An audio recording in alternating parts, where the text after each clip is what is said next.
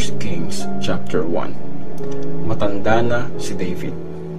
Matandang-matanda na noon si King David, at kahit kumutan siya ng makapal, nilalamig pa rin siya. Kaya sabi ng mga officials niya, "Kamahalan, payagan niyo kami maghanap ng isang dalagang magsaserve at mag-aalaga sa inyo. Tatabihan niya kayo para magbigay ng init." At naghanap sila ng magandang dalaga sa buong Israel. Nakita nila si Abishag, isang taga Shunem, at dinala siya sa hari. Napakaganda ng dalaga. Naging tagapag-alaga siya at nag-serve sa hari, pero hindi sila nagkaroon ng sexual relationship. Sinubukang maging hari ni Adonijah.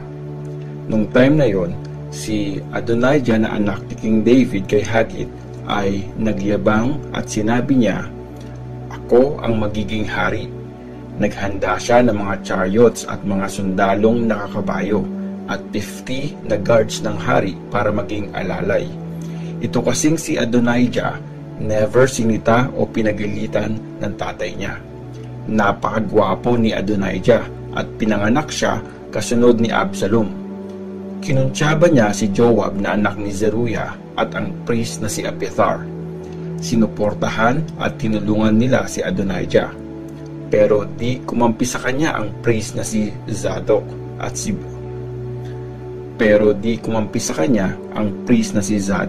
si Benaya na anak ni Jehoiada, ang prophet na si Nathan, sina Shimei at Ray, at ang mahuhusay na guards ni David. Nag-offer si Adonijah ng mga tupa, baka at pinatabang hayop sa bato ng Zoheleth na malapit sa spring ng Rogel. Inimbitahan niya ang mga kapatid niyang lalaki na anak ng hari at lahat ng officials ng hari sa Juda. Pero di niya in-invite ang prophet na si Nathan, si Benaya at ang mahuhusay na guards ng hari at si Solomon na kapatid niya. Ang payo ni Nathan. Nung time na yon, tinanong ni Nathan si Bathsheba na nanay ni Solomon, "Nabalitaan mo bang si Adonijah na anak ni Haggith ang naging hari at walang kaalam-alam dito si King David? Kaya kumilos ka na. Makinig ka sa sasabihin ko kung gusto mong maligtas ang buhay niyo ng anak mong si Solomon.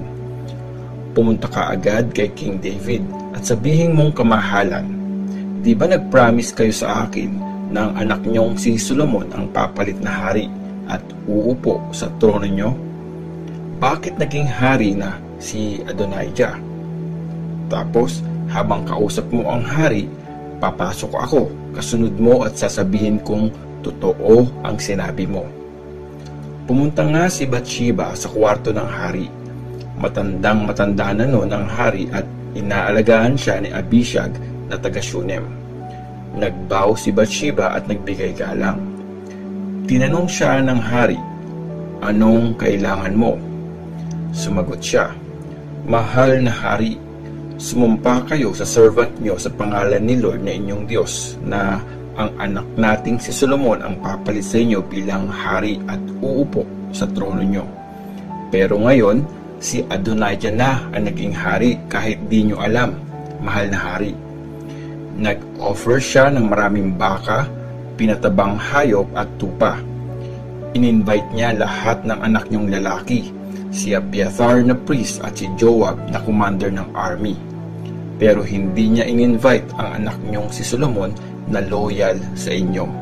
Kaya ngayon, mahal kong hari, nag-aabang sa inyo ang buong Israel para sabihin sa kanila kung sino ang papalit na hari at uupo sa trono niyo. Kung hindi, pag namayapa na kayo kasama ng mga ancestors nyo, ituturing kami ng anak kong si Solomon na mga traidor. Kinakausap pa ni Bathsheba ang hari nang dumating ang prophet na si Nathan. Sinabi sa hari na nandyan si Nathan. Paglapit ni Nathan sa harap ng hari, nagbow siya na nakadikit yung mukha niya sa lupa. Sabi ni Nathan, "Mahal na hari, in-announce nyo ba na si Adonijah ang papalit sa inyo bilang hari?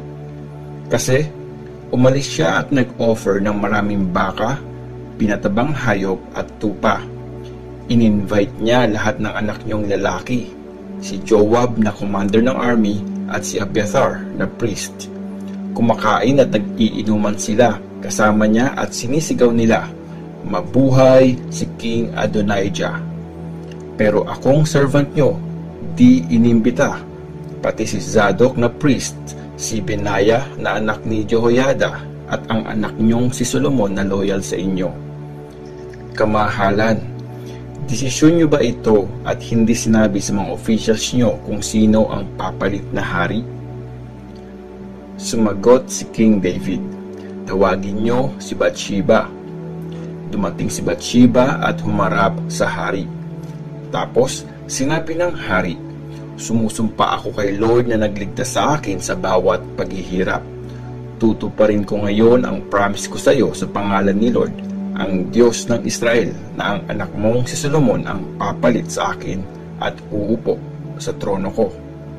At nagbow si Bathsheba na abot sa lupa ang mukha niya. Nagbigay galang sa hari at sinabi, "Mabuhay kayo forever, aking mahal na Haring David." Sabi ni King David, "Tawagin niyo ang priest na si Zadok, ang prophet na si Nathan, at si Benaya na anak ni Jehoiada." Kaya humarap sila sa hari. Sabi ng hari sa kanila, "Isama niyo ang mga loyal kong guards. Pasakayin niyo ang anak kong si Solomon sa donkey ko at dalhin niyo siya sa Gihon.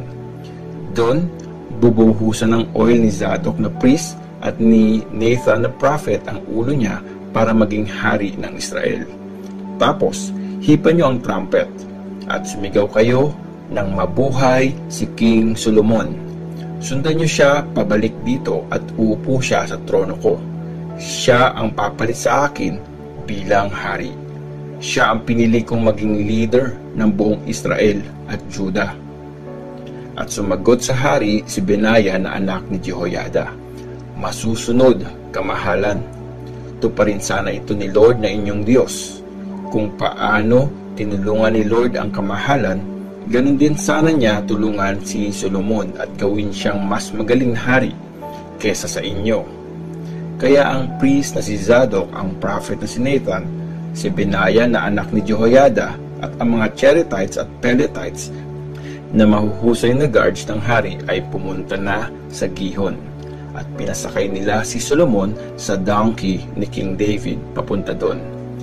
Kinuha ng priest na si Zadok sa banal na tent yung sungay na lalagyan ng oil at pinuhusan niya ng oil si Solomon sa ulo. Hinipan nila ang trumpet at sumigaw ang lahat ng tao ng mabuhay si King Solomon. Sinundan ng lahat ng tao si Solomon pabalik ng Jerusalem habang tumutugtog ng mga flute. Sa sobrang saya nila, naayanig ang lupa sa ingay. Narinig ni Adonijah at ang lahat ng bisitang kasama niya yung ingay nung patapos na silang kumain. At nung narinig ni Joab ang tunog ng trumpet, sabi niya, "Ano yun? Bakit maingay sa city?" Nagsasalita pa siya nang biglang dumating si Jonathan na anak ng priest na si Abiathar. Sabi ni Adonijah sa kanya, "Halika rito, mabuti kang tao. Siguradong magandang balita ang dala mo." Sumagot si Jonathan kay Adonijah, "Pasensya na kayo pero hindi po. Kasi ginawa ng hari ni King David si Solomon. Pinasama sa kanya ng hari ang priest na si Zadok, ang prophet na si Nathan, si Benaya na anak ni Jehoiada, at ang mga Cherethites at Peletites na mahusay na guards ng hari. Pinasakay nila si Solomon sa donkey ng hari. Sa Gihon, binuhusan ni Zadok na priest at ni Nathan na prophet ng oil sa ulo si Solomon bilang hari. Nagsasaya sila habang pabalik sa Jerusalem, kaya maingay sa city. Yun ang ingay na narinig nyo. Nakaupo sa trono ng hari si Solomon. At dumating din ang mga officials ng hari para i-congratulate ang mahal na Haring David. Sabi nila, "Gawin sana ng inyong Diyos na mas kilala ang pangalan ni Solomon kesa sa inyo at mas magaling na hari kesa sa inyo." Tapos, nagbow ang hari habang nasa higaan. bilang pag-worship sa Diyos. Sabi pa ng hari, "Purihin si Lord, ang Diyos ng Israel. Hinayaan niyang mga witness ko na umupo sa trono ko ngayon ang isa sa mga anak ko." Tapos, nanginig sa takot at nagkanya-kanyang alis ang lahat ng bisita ni Adonijah. Natakot si Adonijah kay Solomon kaya tumakbo siya sa altar at hinawakan niya ang mga sungay sa kanto nun. May nagsabi kay Solomon, takot na takot kay King Solomon si Adonijah. Humawak siya sa sungay ng altar. Sabi niya, "Sumumpa muna si King Solomon sa akin na hindi niya ako papatayin." Sabi ni Solomon, kung mapapatunayan niyang tapat siya, kahit isang hibla ng buhok niya, di gagalawin. Pero kung may ginawa siyang masama, mamamatay siya. Pinasundo ni King Solomon si Adonijah mula sa altar. Dumating si Adonijah at nagbow. Nagbigay galang kay King Solomon at sinabi ni Solomon sa kanya, "Umuwi ka na sa inyo."